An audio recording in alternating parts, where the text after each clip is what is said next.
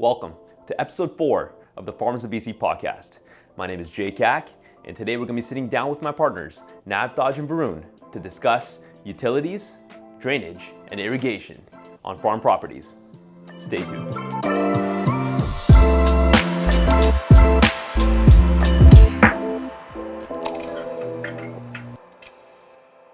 All right, guys, we got episode number 4 here.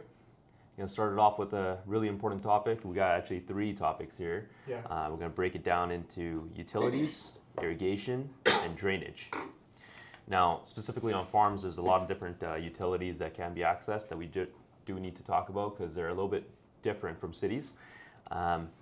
We got water, we got sewage, gas, electricity, and the newest, most important thing, internet. So I'm going to send it over your way, Varun. We got water. What are the different water sources on a farm? And I guess we'll dig a little deeper on that. Sure. So I think on a farm, you can expect to have city water, either a drilled well or a shallow well. Okay. Yes. I mean, city water's super important. I mean, if there is city water, that's great. But a lot of the times that's not available. And is that a pro or a con? I don't know. Yeah, you know, there's 2 different types of sources of wells. There's a shallow well or a drilled well. They're both good. They're both okay, depending on how much water you need. Shallow wells typically will give you anywhere from 3 to 4 gallons a minute, versus a drilled well, you can pump anywhere from 20 to 40 gallons a minute. So depending on how much water you need, you can go with a shallow or a drilled.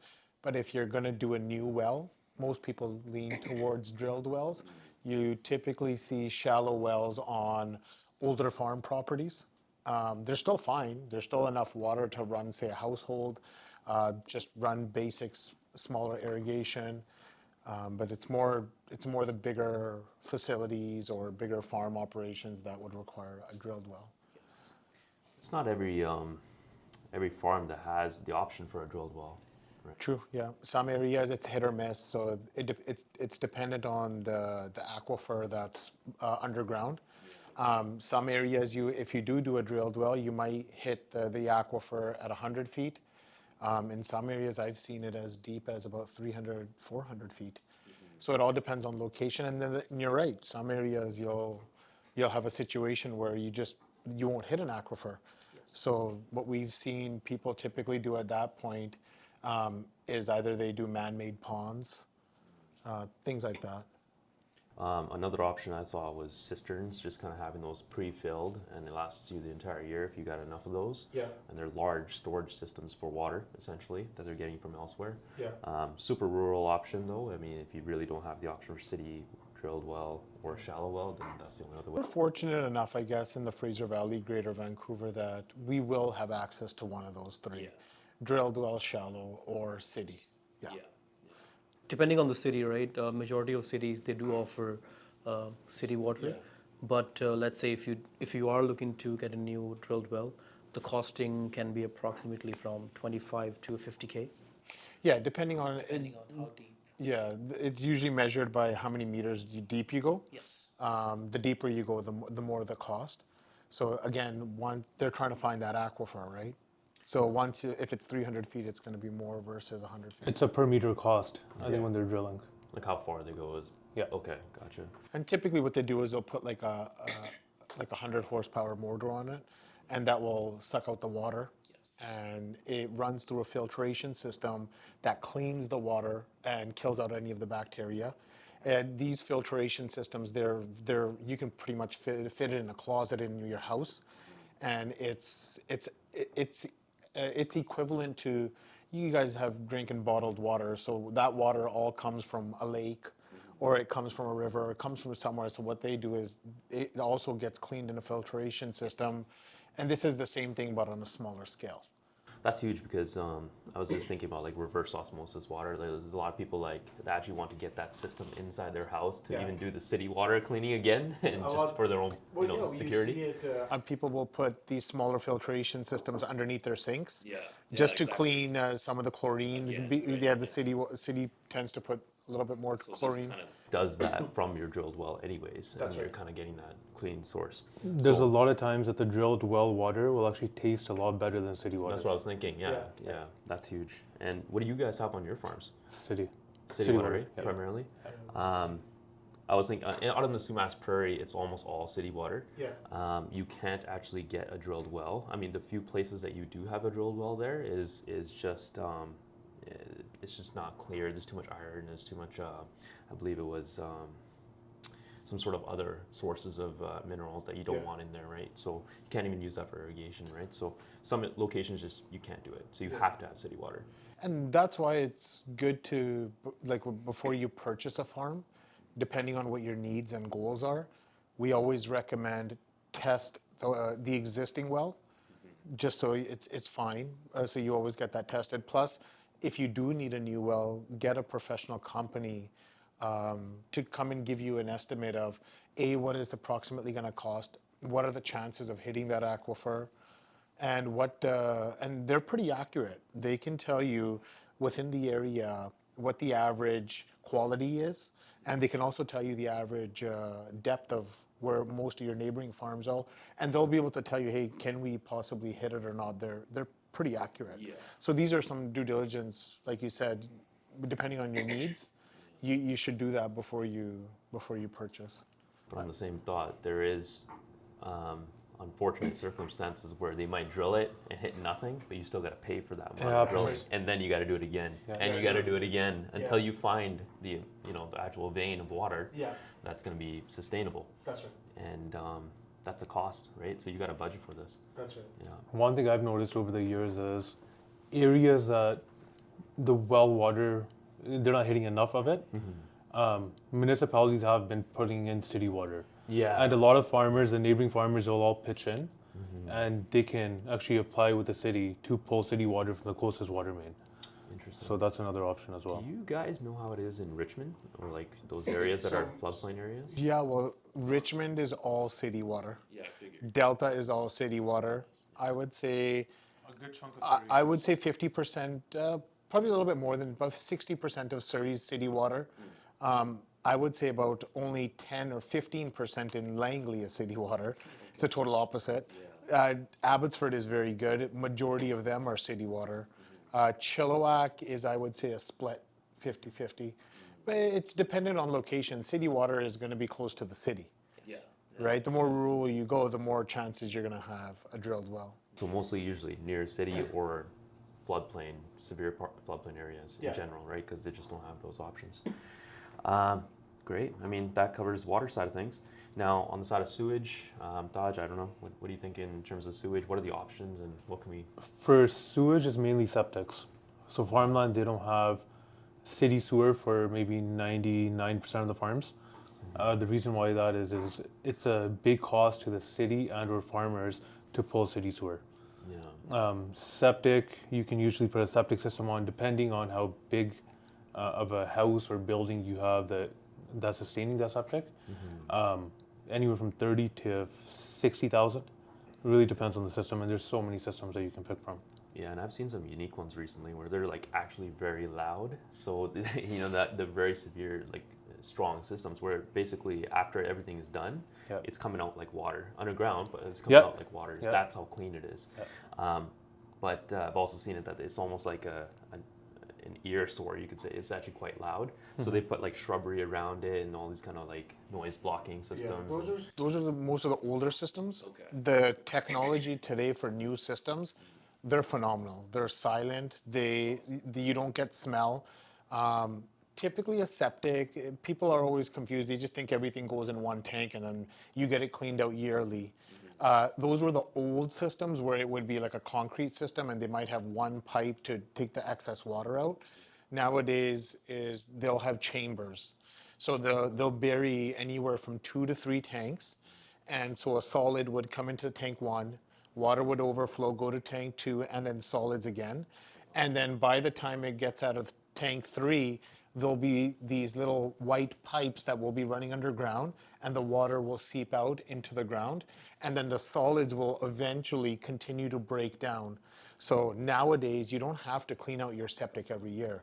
Most people with these new systems, you probably clean it out once every like 2 to 4 years, depending on how many people live there. And the more bacteria that's in it will break down the solids better. So it's actually really, really efficient nowadays. Wow, that's awesome. Because I mean, I remember the old houses that we used to have. Yeah. We have like a 40, 50-year-old home where you just see the tank and you can see that it's right there, right? Yeah, it's and like, you'll even smell it. yeah, oh yeah. You open that thing, you're gonna smell it. I think with the septic, it's only about $250 to $300 every time you have to clean it. Oh, okay. So if you're only cleaning it every couple of You should years, do it then. for the newer systems at least, it's not Okay. very expensive. Yeah. If you look at your city utility bill, if you're in a residential home in the city, you're always paying a sewer fee Right. along with your city water fee. So you don't pay anything here? It's You're just- not paying For anything. city wa- for It's just your wells. maintenance of pumping out. Yeah, for wells, you don't pay a meter, you don't pay for sewage, minus what you pay to get it cleaned out. Maintenance-wise, yeah. And then an average cost of a septic, it's, yeah, like Todd said, it's anywhere from 25 to potentially 50,000. It just comes down to what your use is for it. Yeah, and how big you need it. How about on the gas side of things? Yep, gas, not all farms have gas access. Fortis, they don't have that option.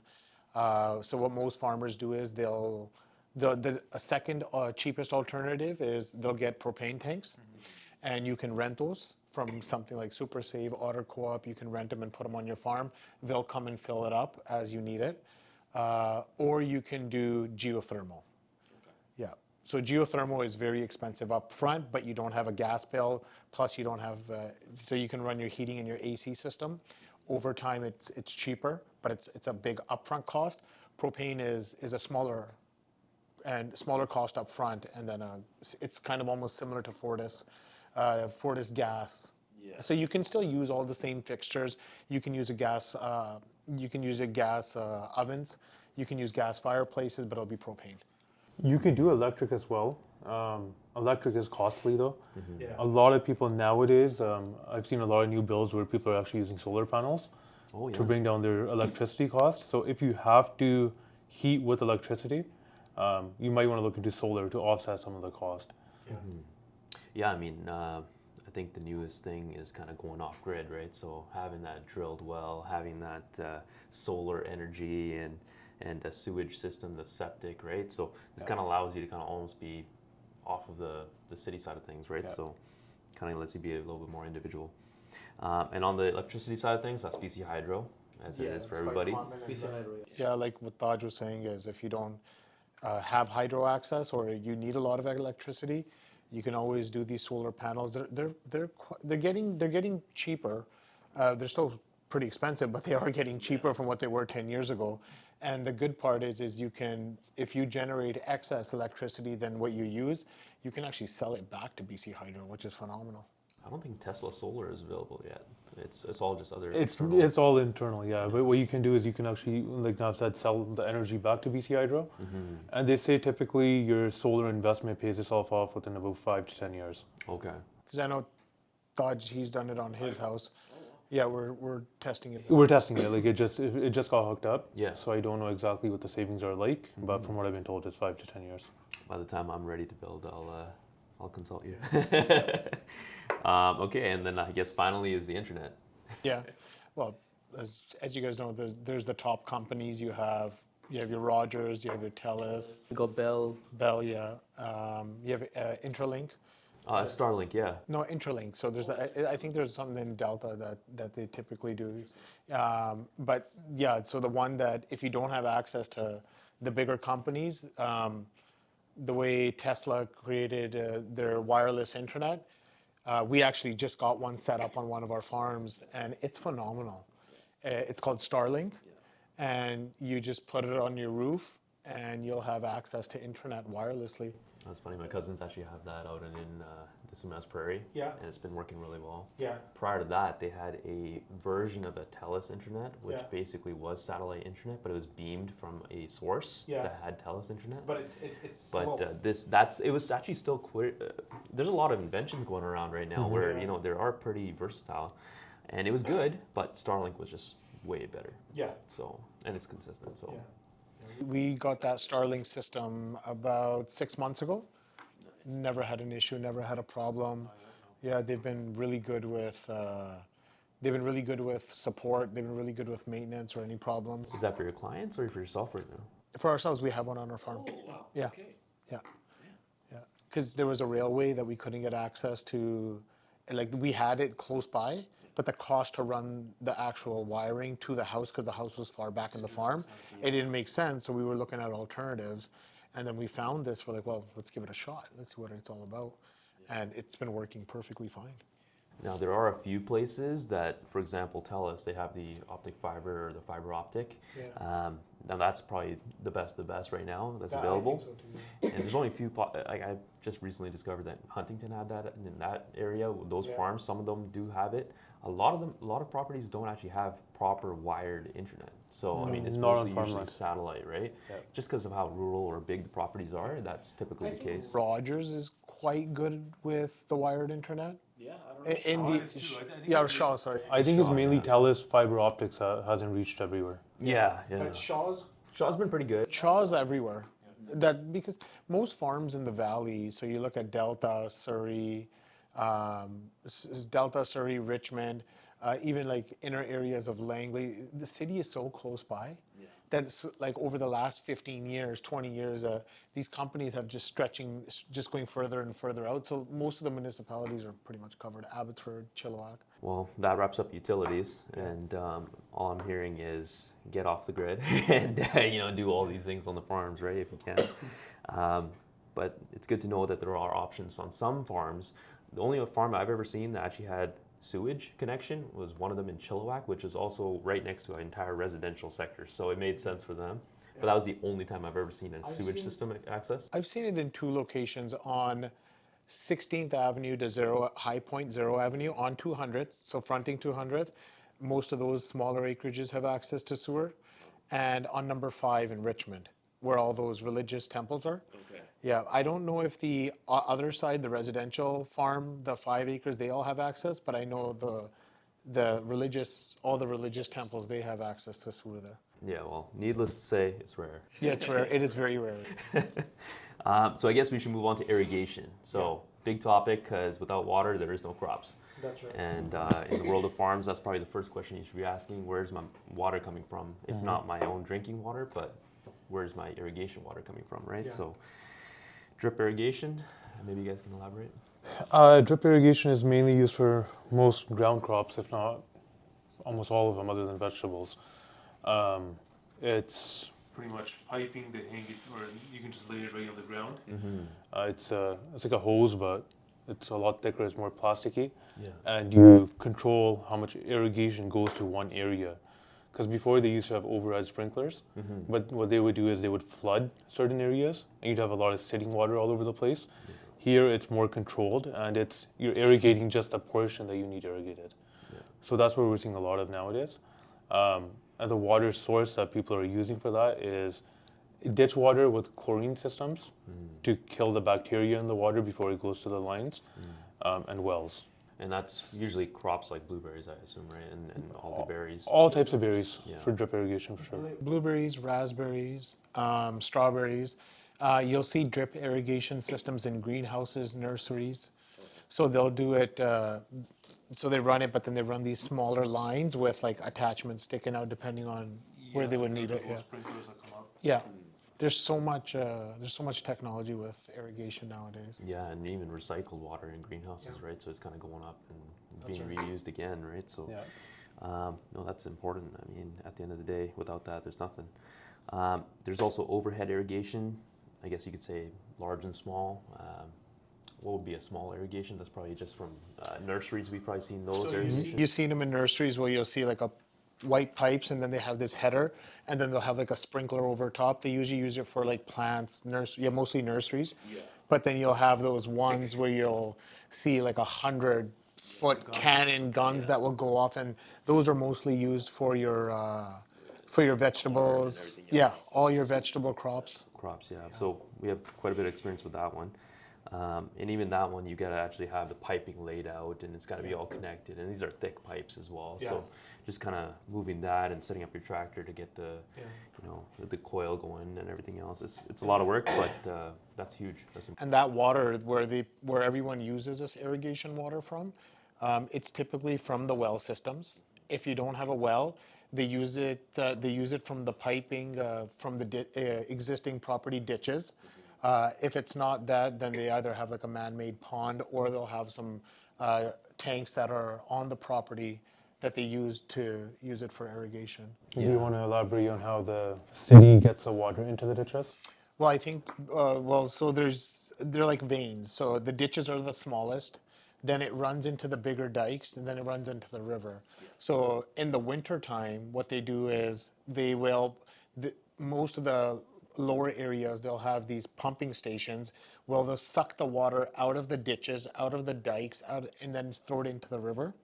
And then in the summertime, when we need irrigation, they open those gates and then they flood the ditches, the dikes, so farmers can use that water for irrigation. So they have a reverse system in the winter versus summer. That makes sense. And it's typically very clean because it's coming in straight, Yeah. and it's just, you know, a constant Yeah, flow. it's straight from the river. Yeah, and that's exactly what we use in the Sumas Prairie as well. It's just directly coming from those ditches, and they're always typically full. So when you look at in floodplain versus out of floodplain, in floodplain has more access to water, obviously, because it's in the floodplain.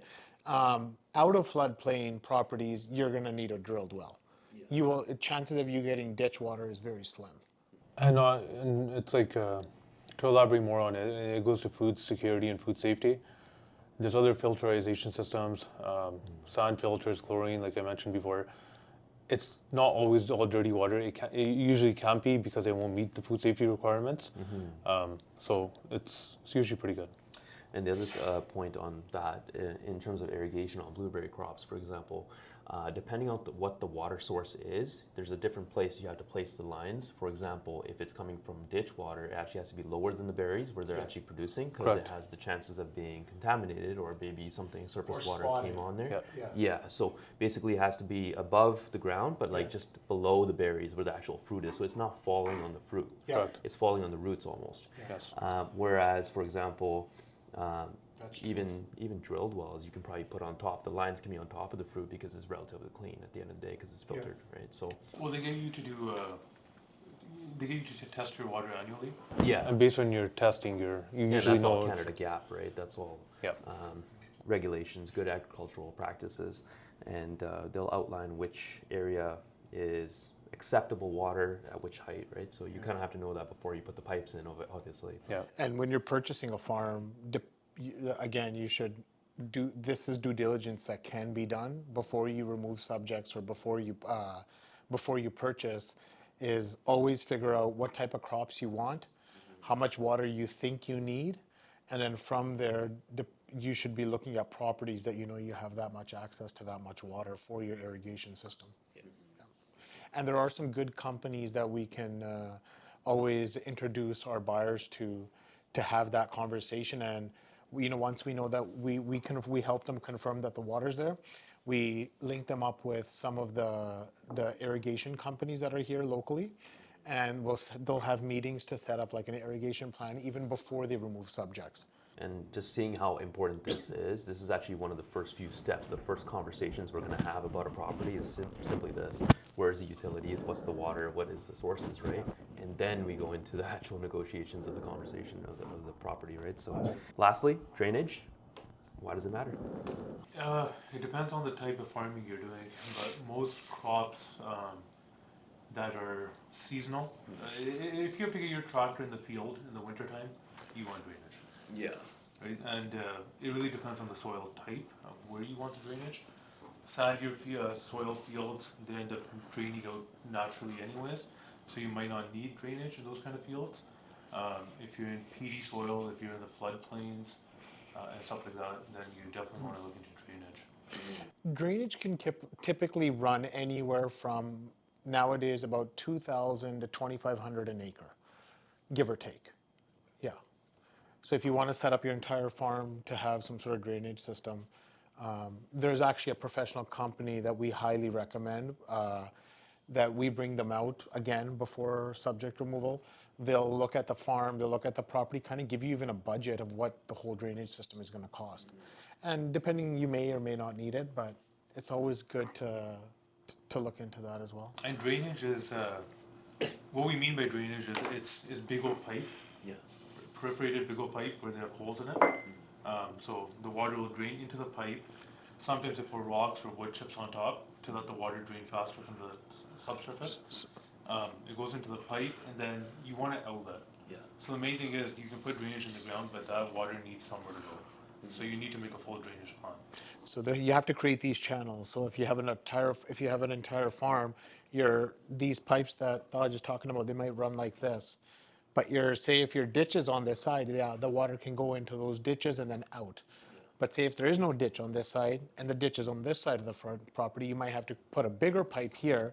So you have to create a main channel so the water can get out. So you just have to bring in a professional to look at that before you say even plant any crops. Like I know blueberries themselves, once you plant those blueberries, the work that you do beforehand is very important.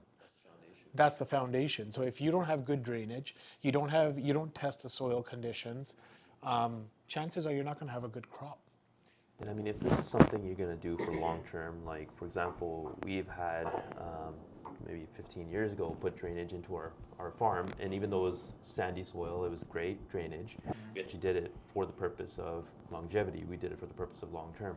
We did ditches all the way around, dikes all the way around, ensuring that it's deep enough that the water has somewhere to go. Yep. And so we're elevated and the water is going that way towards the ditches and dikes. You got your ditch pipes in, the drainage pipes in, and then we plant the blueberries on top. So it's a permanent solution that's going to be there for a long, long time, because berries last for like 40 years plus. Yeah. Right? So this is something that you want to think ahead of. One thing people want to be careful of is digging new ditches though. A lot of people in the old days would just go around the perimeter of the property, dig a ditch, and think everything is okay. Which is fine if that's your plan for drainage, it's okay to dig the ditch. But the minute you dig that ditch, you're creating a lot of setbacks. Yeah. So if in the future you want to build a house, there's going to be a setback from that ditch if it's connected to a fish channel, fishery channel. So you're going to have a setback for your barns, you're going to have a setback for your house, farm roads, any outside material you have to bring in for fill or for farm roads with permits. Yeah. It's all restricted. You could easily shoot yourself in the foot for any plans you have. So there's people that we know that have man-made ditches that put them in the middle of their properties. Over the last, from the 80s or the 70s, the fisheries departments came in and classified all of these fish bearing, and now you can't touch them. Because they're connected to streams. They're connected to streams. They're connected to. Remember, it's like all these ditches, all these dikes, all these rivers are eventually connected. They're all interconnected, right? So some might be very severe and they bring fish food, and some might not even have any fish. So the fisheries departments are very, very strict on it. There are ways to fill them and get around it, but you'd have to hire a professional to get proper testing done, get reports done, classifying that there is no fish, and then fill them again.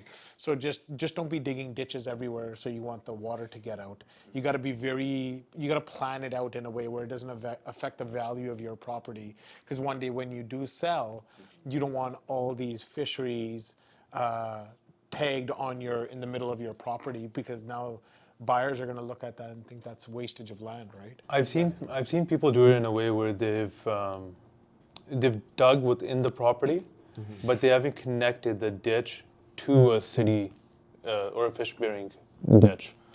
So they've done it internally within the property, and they use a pump system to pump the water out. Not too many people do that, but it's a good way around it. But you definitely want to be careful when you're digging a new ditch. Yeah.